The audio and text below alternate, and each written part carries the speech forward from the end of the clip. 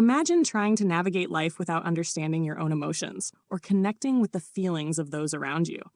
It would be like walking through a maze blindfolded, confusing, frustrating, and isolating. Emotional intelligence is the key that removes that blindfold, helping us manage ourselves, build stronger relationships, and truly connect. It's not just about intellect, it's about humanity. In this video, we'll uncover 10 powerful lessons from Daniel Goleman's groundbreaking book, Emotional Intelligence. Lessons that can transform how you think, feel, and interact with the world. Lesson 1. Emotions are life's compass. Emotions are powerful guides that shape how we navigate life, often in ways that pure logic cannot. They prepare us to act in critical moments, whether it's facing danger, building strong bonds, or making selfless sacrifices, like a parent protecting their child. Evolutionary biologists believe emotions evolved to help us survive and thrive in challenging environments. A striking example is the tragic story of Bobby Crabtree, who accidentally shot his daughter Matilda, mistaking her playful prank for a real threat. This heartbreaking event highlights how fear, an instinct meant to protect us, can sometimes overreact, a leftover from our ancestors' need to survive in far more dangerous times. Lesson 2. What triggers an emotional hijack? On the same day, Martin Luther King Jr. delivered his iconic I Have a Dream speech in 1963, a chilling tragedy unfolded. Richard Robles, a recently paroled burglar, broke into a New York apartment expecting it to be empty. He was startled to find Janice Wiley at home and tied her up. When Emily Hoffert returned unexpectedly, Robles panicked. Fearing that Wiley could identify him, he lost control and brutally killed both women in a frenzied attack. Known as the Career Girl murders, Robles later described his actions as a moment of uncontrollable emotional overload, what psychologists call an emotional hijacking. An emotional hijack happens when the brain's amygdala, responsible for processing emotions, takes over, overpowering the rational neocortex. This leads to intense, impulsive reactions like rage, fear, or even laughter, bypassing logic entirely.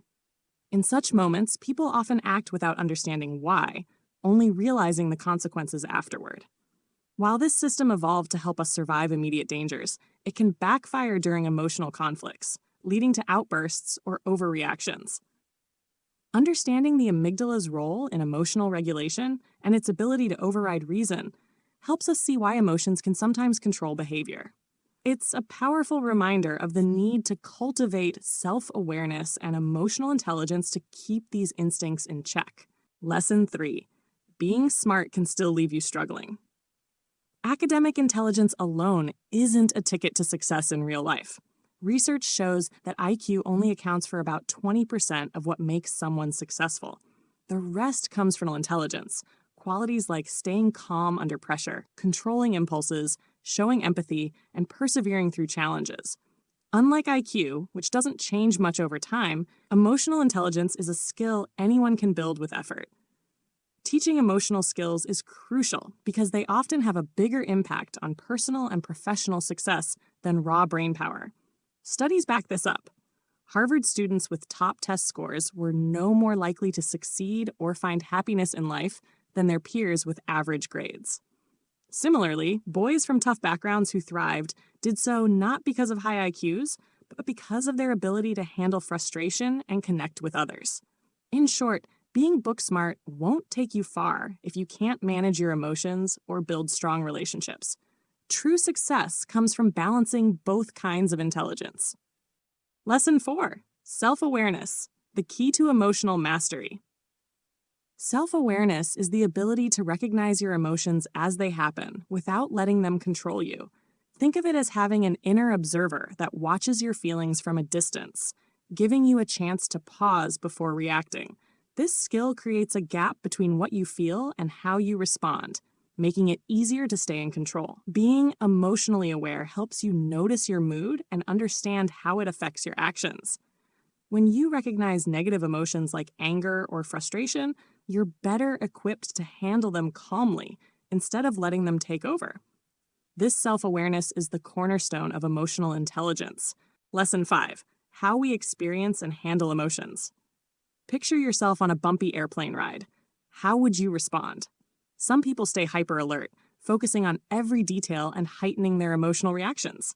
Others choose distraction, tuning out to stay calm.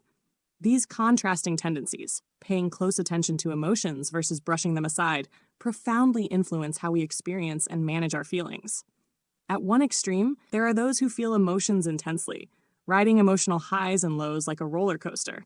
On the other end, some barely react, even in stressful situations, living with a quieter emotional landscape. Lesson 6. Mastering emotions and finding life's balance. Since ancient times, the art of mastering emotions has been celebrated as a cornerstone of wisdom and strength. But emotional balance isn't about shutting down or suppressing what we feel. It's about embracing emotions in the right measure. Too much emotion can overwhelm us, fueling anxiety, anger, or even depression. On the flip side, too little emotion leaves life flat, robbing it of joy and meaning. True emotional well-being comes from navigating the highs and lows with grace, finding harmony between positive and negative feelings, and understanding that even unpleasant emotions have a role to play in a rich and fulfilling life. Lesson 7. Managing emotions is a lifelong task. Managing emotions is a skill that takes a lifetime to master. Many of us try to boost our mood with simple activities like reading or spending time with others, but learning to truly calm yourself in moments of stress is a deeper challenge. Imagine you're driving and someone cuts you off dangerously close. If your first reaction is anger, thinking, "What a jerk," and you keep replaying the moment, your frustration will grow. Your body tenses up, your heart races, and you're ready to snap. If another driver honks at you right after, you might lash out even more. This kind of unchecked anger not only ruins your mood, but can lead to stress or reckless behavior. Now, picture a calmer response. Maybe they didn't see me, or they're rushing to an emergency. By shifting your perspective, you prevent anger from taking over and keep your emotions in check. Managing emotions isn't about suppressing them. It's about learning to control how they shape your actions. And that's a skill worth practicing every day. Lesson 8. How emotions affect our ability to think, learn, and succeed. Emotions have a powerful impact on how we think and perform. Negative feelings like anxiety or anger can take over our minds, making it hard to concentrate and think clearly. For example, students struggling with emotional distress often find it difficult to learn because their minds are preoccupied with their troubles. This happens because intense emotions hijack working memory, the mental space we need for focus and problem solving. In contrast, positive emotions like enthusiasm and confidence fuel motivation and success. Studies show that top achievers like Olympic athletes and world-class musicians succeed because they are driven by emotional persistence, starting their rigorous practice early and pushing through challenges. Cultural attitudes also play a role in success. For example, Asian American students often excel because of a strong belief in effort and dedication, showing how motivation and resilience can triumph over obstacles. Lesson 9. Importance of empathy. Empathy is the ability to understand and share the feelings of others, and it starts with being aware of your own emotions. Take Gary, for example, a brilliant surgeon who struggles with this skill. He doesn't understand his own emotions or those of others, which makes him seem distant and uncaring. When his fiancée Ellen tried to share her feelings, Gary often dismissed her or hurt her unintentionally with critical comments. His lack of empathy created a wall between them, making it hard for their relationship to grow. Empathy relies on noticing emotional cues, like tone of voice, facial expressions, and gestures. People who can't read these signals often struggle in social situations, missing out on deeper connections. Lesson 10. Emotional differences between men and women in marriage. In long-term marriages, emotional differences between men and women often cause tension during conflicts. Studies show that men generally dislike emotional disagreements more than women do. Husbands can feel overwhelmed, what researchers call flooded, by negativity during arguments.